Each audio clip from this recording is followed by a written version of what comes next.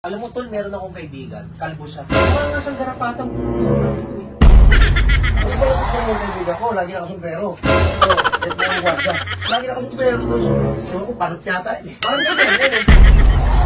Tapos, pre, malamang kilala mo na to dahil yung tipong nakatalikod yung cashier, kumukuha ng paisa-isandaan.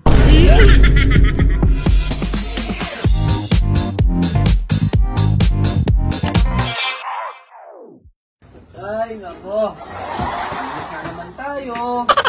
Meron kasi akong kaibigan dati, hindi sanay sa linis, pero sumasahod. Mabuti pa ako. Parang nagkaroon kayo ba ng kaibigan na gano'n? Yung katrabaho? Naglilinis yung kasama mo, tapos ikaw nakupo ka lang. Ayaw. Diba? Kapayalan mo ako. Oo, kapal na mukha eh. Upo lang ng upo eh. Tapos di pa nakakaramdam. Ako kasi, ugali ko talaga, magsisipag ako, maglilinis ako, yan.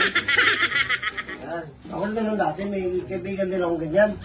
Sip-sip sa amo. Ah, sikat sa amo. Walang naalang, Sarap nga sapak-sapakin eh. Ah, gano'n. Alam mo, tol, meron ako dati kaibigan. Ano siya? Yung pagkain namin, hindi nakain din niya. Lakas na nga na kumain. Lumaki na nga yun dyan eh. Sa sobrang laki niya, nagsando na siya, hindi nakasya sa kanya yung mga t-shirt. Kaibigan mo. Kaibigan ko yun. Pero hindi ko sinasabing ikaw, ha? Hindi ko naman inaalan ako. Oo, hindi ko yun. Kasi nagkataon lang. Mas malapit yung kaibigan ko, lagi nakasumpero. Oo, et mo ang gwarda. At alam mo yung janitor na di maintindihan yung mukha. Hindi ko lang kain. Oo. Parang ganyan, no? Pero hindi, alam mo, hindi ko yun. Sino akong kaibigan? Kalbo siya. Mukha nga siyang garapatang puro-puro ng dugo eh. Yung kaibigan ko kalbo siya tapos tumaba. Parang naging garapata eh. Hindi ko sinasabing ikaw. Alam mo yan? Ganyan din naman yung kaibigan ko eh. Makaporma, kala mo sa imbus eh. Oo. Mayroon nga akong kaibigan, tol. Sa opisina. Lagi naka-medyas, kala mo naman na nilalamig. Lagi naka-sinilas. Ano to?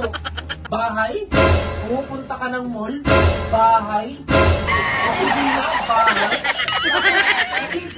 Oo, tapos hindi pa nagtatagal, umuupo ka agad. Oo. Pangit pala ng mga kaibigan mo eh. Makakatrabaho ng gano'n. Ay, kaibigan ko nakaraan. Nakaraan lang. Liwanag ko nga eh. Bakit? Anong nangyari, tol? Di ba, sumasahod? Imbis na ibigay sa mga anak yung sahod, pinagtatato. Hindi ko bayad sa tato. Ang tato ngayon yung hita. Parang ganito. Parang ganyan yung tato. Ako ba yung tubo? Hindi, parang ganyan yung tato. Pero hindi ko yun. Ay, Di ba? Walang kwentang kamay yun eh. tapos, meron din akong nakatrabaho dati. Imbis na pumasok sa opisina ng kahit maumman lang na shorts. Nakapambahay na shorts. Bahay. Oo, nakapambahay. Di ba nakakaya yun? Nakakapalok sa mga Ang kapal ng mukha, di ba? Di ba ang kapal ng mukha? kapal. Oo. Huwag mo naman masyadong parang ako yung Kaibigan ko, hindi ikaw yun. Oo, kasi nakakaya. Ang kapal talaga ng pagmumukha. Mas umabili yung kaibigan ko na kaya, no? Oo. Babaero yun eh. Babaero yung kaibigan ko. Babero? Oo. Kinanakawan niya yung amo niya ng mga damit eh. Hindi ito mga clothing. Oo. Binubulsa. Tapos binibenta sa labas. 300. Pag kumita, pukontak ng babae. Ay, ganun? Oh, sama ng ugali nun. Sama. Parang ganyan. Yung ganyan na ganyan, yung itsura. Hindi ikaw. Kaya po ako eh. Diba? Tapos, pre, meron akong yung kaibigan ko. Malamang kilala mo na to. Sino yun? Ay, katrabaho natin nakaraan. Trabaho natin nakaraan. Walang kilay yun eh. Nagtatago yun eh. Baka siguro may pinagtataguan yun. May mga hidden agenda. Yung tipong nakatalikod yung cashier, kumukuha ng paisa-isandaan. Ano na naman yung kinuha ko nakaraan? 50 lang yun ah. Ako yata inaano mo eh. Kaibigan natin yun. Kaibigan ako. Ako yung tinutukoy mo eh. Magkano pa kinuha mo? 50. Grabe ka magkwenta, 100. 100 yung huli ko. 50 ang kinukupit mo. Yung nakita ko 100, so hindi ikaw yun.